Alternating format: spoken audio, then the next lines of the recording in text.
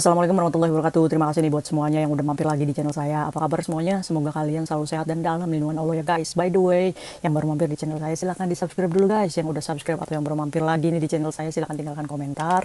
Saya pasti datang lagi ke channel kalian buat sama-sama support ya guys. Oke, by the way sedikit sharing aja guys. Kemarin 2 hari kemarin subscriber saya meledak dor. Gara-gara saya mengupdate short tentang kasus yang lagi ditangani Polri saat ini. Ya benar, tentang pembunuhan Brigadir Joshua guys. Akhirnya short saya meledak guys dan memberikan dampak positif kepada saya menjadikan subscriber saya langsung tembus 1000k.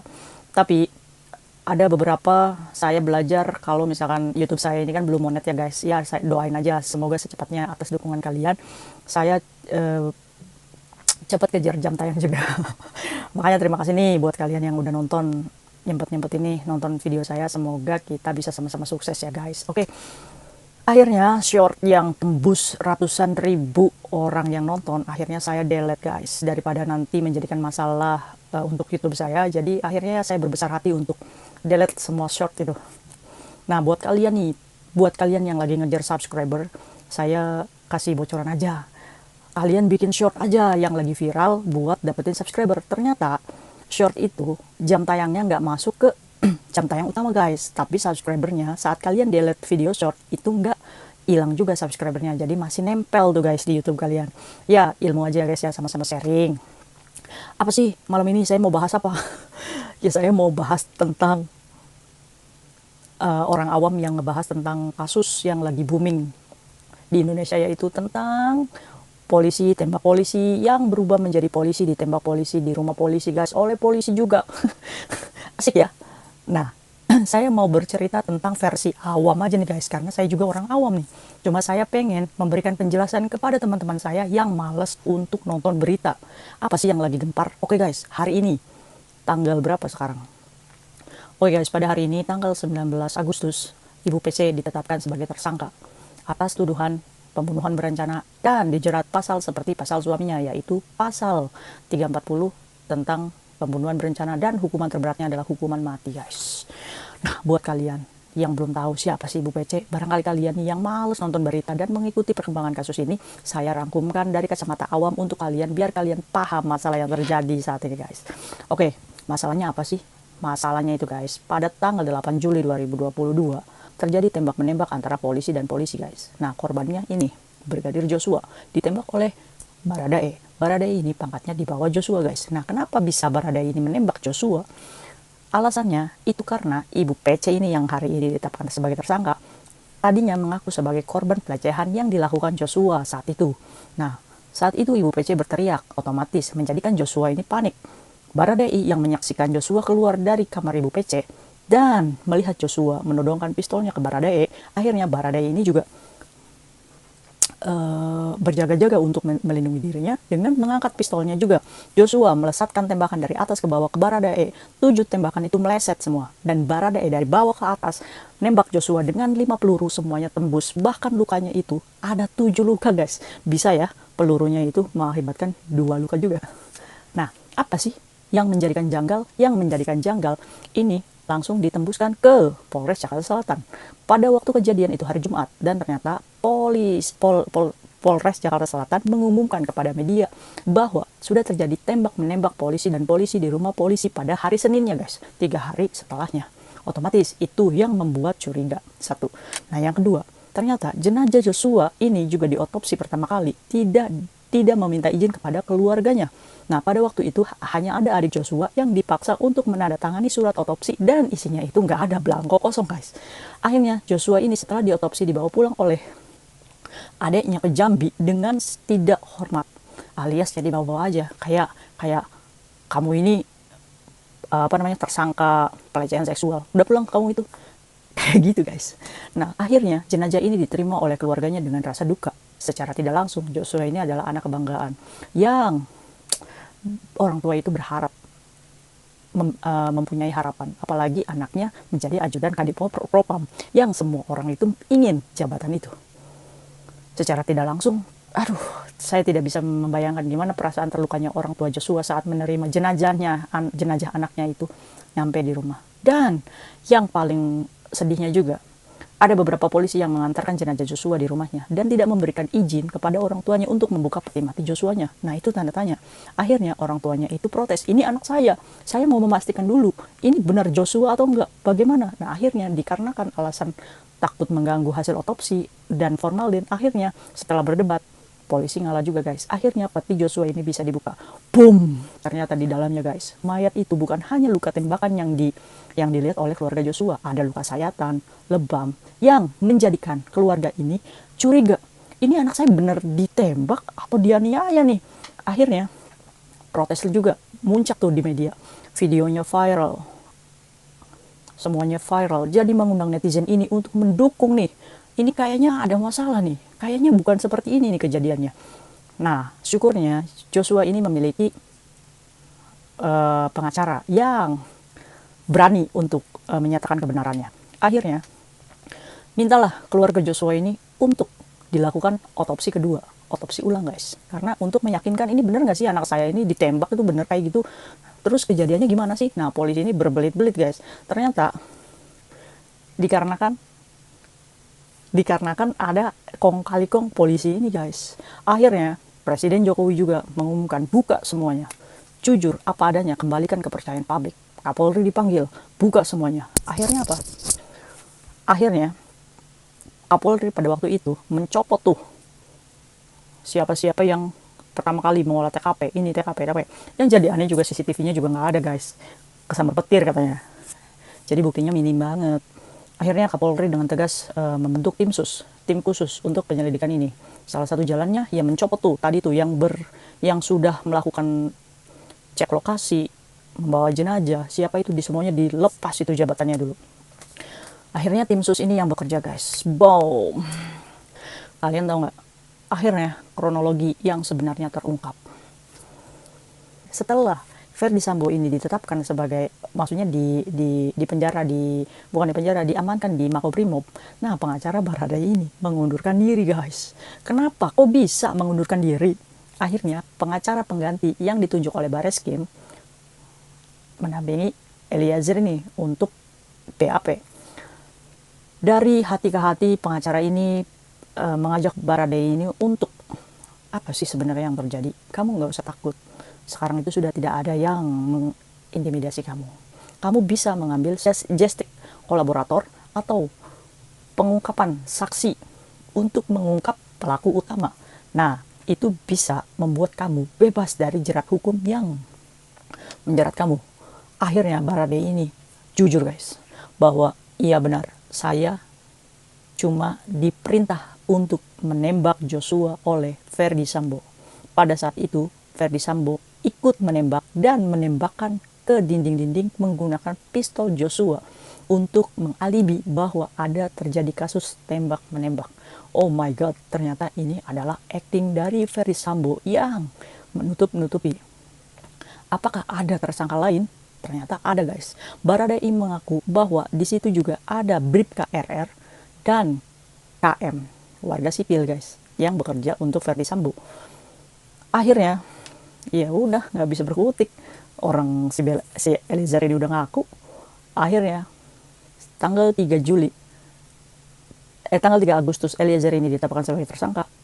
Menyusul kemudian Ferdy Sambo tanggal 6 Agustus ditetapkan sebagai tersangka. Pasalnya guys, pasal pembunuhan berencana, termasuk Bribka RR dan Kuat juga langsung ditetapkan sebagai tersangka. Dan pasal Bribka RR ini lebih besar daripada pasal yang ditetapkan oleh Baradae ini. Sama, mereka dua ini sebagai tersangka pembunuhan berencana yang bersekongkol sama Ferdy Sambo ini guys. Karena Bribka RR ini meminjamkan tembakannya kepada Baradae untuk menembak si Joshua. Ternyata tembakan yang nembak Joshua itu bukan tembakannya Baradae guys, tapi tembakannya Bribka RR. Jadi sudah ada 4 tersangka guys, yaitu Bribka RR, KM, Baradae, dan Ferdy Sambo sendiri guys. Jelas semuanya. Motifnya apa sih? Karena tidak ada tuh pidana nih yang menyatakan bahwa Joshua melakukan pelecehan seksual. Akhirnya laporan dari ibu PC ini dianulir oleh pihak polisi bahwa diduga laporan tersebut adalah untuk menghambat penyelidikan, guys. Akhirnya laporan Ibu Putri yang menyatakan bahwa dia dilecehkan itu dibatalkan. Laporan palsu dong, iyalah. Tergantung nih pengacara sih dari Brigadir Joshua-nya nih, bagaimana ini menindaklanjutinya. Nah, terus gimana sih guys? Ibu Putri sampai sekarang belum bisa dimintai keterangan dengan alasan bahwa dia depresi, guys. Iya, depresi lah, guys. Depresinya bukan korban seksual. Depresinya dia menyaksikan Joshua tertembak dan dia juga menyaksikan suaminya itu kayak monster, guys. Gila. Kepala polisinya polisi merencanakan penembakan terhadap ajudannya sendiri. Dikarenakan emosional yang berlebihan, nggak bisa mengendalikan emosinya, sehingga menyuruh Baradae ini tembak. Gila ya. Hanya karena dia memiliki kekuasaan, lalu dia menyederhanakan semua masalah. Ya nanti juga ini anak buah saya, pasti ini bisa direncanakan, ini bisa nurut. Memangnya dia siapa? Memangnya dia nggak percaya sama Tuhan ya? Ada masa sialnya orang ya, ada masa jatuhnya orang. Dia ini mengorbankan banyak sekali, guys. Para teman-temannya nih, yang polisi-polisi yang membantunya nih, sudah ada 83 dari jenderal bawahannya 83 guys yang disidang kode etik karena dinyatakan tidak profesional melakukan olah TKP. Ya iyalah, TKP dirusak, semuanya dirusak, CCTV dibongkar, decodernya dibongkar untuk meninggalkan jejak, darah-darah Joshua juga dilapin semuanya. Tapi kita salut, masih ada polisi yang benar-benar bekerja dengan baik. Ya tidak ini juga sih guys, karena pantauan dari Bapak Jokowi juga sih. Ya alhamdulillah ya guys ya, mendapatkan perhatian oleh Presiden. Bagaimanapun juga kita juga butuh Polri. Ya semoga Polri ini menjadi lebih baik. Nah balik lagi guys, motif yang diakui oleh Verdi Sambo bahwa memang terjadi pelecehan, tapi tempatnya berubah guys, di Magelang. Waktu itu kan mereka ini lagi ada kunjungan ke anaknya Verdi Sambo yang sekolah di sana. Nah pas di rumah Magelang ini Joshua melakukan pelecehan kepada Ibu Putri. Tapi apakah ini bisa dipercaya setelah kebohongan-kebohongan ini terbongkar? Aduh, sulit juga ya kita menerima secara logika gitu ya. Kalau udah salah ya udah salah lah. Maksud saya tuh ya udah ngaku aja gitu, Pak. Nah, hukuman apa sih yang pantas untuk mereka, guys? Nah, kemudian yang jadi anehnya, ternyata pengacara Joshua juga mengungkap bahwa tabungannya Joshua yang ada di rekeningnya sebesar 200 juta ini berpindah ke rekening Bribka RR ini setelah 3 hari kematian Joshua. Masa orang yang meninggal bisa transfer uang ya guys? Nah ini juga nih yang lagi jadi diusut nih. Apakah ada mafia nih? Apakah mereka ini tergabung dalam mafia nih? Soalnya kan pelecehan seksual itu kan sudah terbantahkan tuh, udah nggak ada tuh. Sekarang masalah uang nih. Maksudnya kasihan ya guys ya, kasihan anak-anaknya gitu. Anak yang pertama umurnya 21, anak yang paling bungsunya itu masih 1,5 tahun. Ini suami istri ini udah ditetapkan sebagai tersangka pembunuhan berencana loh. Karena meskipun Ibu Putri ini tidak bisa memberikan kesaksiannya dengan benar, tapi jejak digital ini dari CCTV, pantauan dari CCTV Satpam, bahwa Ibu Putri ini memang ada di tempat TKP saat Joshua ini dieksekusi guys. Jadi secara tidak langsung Ibu Putri juga terlibat guys, pembunuhan berencana. Maksud saya tuh Bu, kenapa Ibu tuh nggak melarang suami Ibu? Maksudnya udahlah Pak, Bapak ini pemimpin kayak gitu. Jangan-jangan karena Ibu Putri ini sering menyaksikan suaminya itu berhasil menyembunyikan kasus-kasusnya mungkin ya guys ya. Jadi dia percaya aja kalau misalkan suaminya juga bisa menyelesaikan masalah ini dengan gampang. Dengan banyaknya kolega-koleganya dia, polisi-polisi di luar sana yang ya mungkin ini juga aman kali. Maksudnya kok sesederhana itu pemikirannya gitu ya. Maksudnya nggak takut gitu ya. Yang namanya penjahat ya, hati ketakutan itu sudah nggak ada mungkin. Nah akhirnya anak-anaknya nggak tahu nih sekarang gimana nasibnya. Ya kita doakan aja yang terbaik ya. Jadi pasal yang disangkakan kepada mereka semuanya ini paling beratnya yaitu hukuman mati. Ya kalau menurut saya sih ya, kalau misalkan hukum mati sih biar jerah ya guys ya, karena pemimpin itu harus diberikan contoh yang tegas nih. Kalau misalkan kalian salah ya resikonya seperti ini, harus ada efek jerahnya gitu. Kalau hanya pasal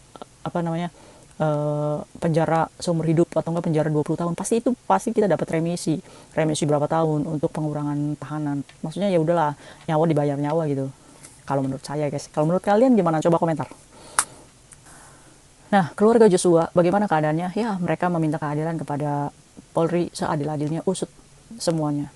Nah, alhamdulillahnya nih Joshua juga diberikan pemakaman secara kedinasan guys. Bagaimanapun Joshua itu gugur dalam kedinasannya guys. Apalagi Joshua juga belum terbukti sebagai tersangka guys. Jadi sangat wajar kalau misalkan Joshua mendapatkan penghargaan. Karena dia juga gugur dalam tugas negaranya ya guys. Nah, untuk orang tua Joshua semoga diberikan kekuatan dan diberikan hikmat terbaik. Kalian adalah orang tua terbaik yang sudah tegar memberikan contoh kepada masyarakat bahwa setiap kejadian kebenaran itu harus kita berani mengungkap. Meskipun kita orang kecil, meskipun kita orang nggak punya, tapi insya Allah kalau misalkan kita benar, di atas kita benar, niat kita benar, tujuan kita benar, banyak orang yang membela kok Pak. Kasus ini masih berlanjut guys, belum sampai ke pengadilan, tapi berkas Ferdy Sambo dan tiga tersangka lainnya akan dilimpahkan secepatnya ke pengadilan. Untuk masalah Ibu PC ini masih mendapatkan keringanan untuk tidak ditahan terlebih dahulu karena Ibu PC mengajukan surat sakit guys, depresi guys. Kasihan Ibu PC ini, apa benar-benar sakit ya, kita lihat aja. Kita ini kan netizen guys, kita hanya cuma bisa menilai dari layar kaca. Semoga apresiasi kalian para netizen membawa kebaikan untuk Indonesia ya guys. Nah, bagaimana dengan Baradae? Baradae ini mendapatkan spesial perlindungan dari LPSK guys. Dia juga terjamin keamanannya, terjamin makannya, semuanya. Jangan sampai nih Baradae ini dibunuh juga untuk menutupi kasus biar nggak terungkap semuanya. Tapi ya kasihan juga Baradae ini ya guys ya. Maksudnya dia juga kan masih 24 tahun. Orang tuanya berharap sekali dia memiliki masa depan yang bagus di Polri. Maksudnya tersandung hukum seperti ini, dipaksa untuk menembak temannya yang setiap hari bertemu, melihat darah temannya muncrat karena ditembak oleh dia. Maksudnya tekanan Baradae ini juga sangat besar. Ya kita berempati untuk Baradae, semoga memang jikalau memang dia tidak terlibat, ya bebaskan. Biar Baradae ini belajar dari kesalahannya bahwa untuk ketegasan kebenaran itu ya harus berani mengungkap. Dan terima kasih untuk Baradae yang berani menjadi justice kolaborator yang mengungkap pelaku utama di oknum Polri ini. Oke, save Polri ya guys. Kita doakan semoga kasus ini mendapatkan keadilan untuk keluarga Joshua dan Ferdy Sambo sendiri sebagai monster oknum Polri yang harus dibasmi juga ya guys.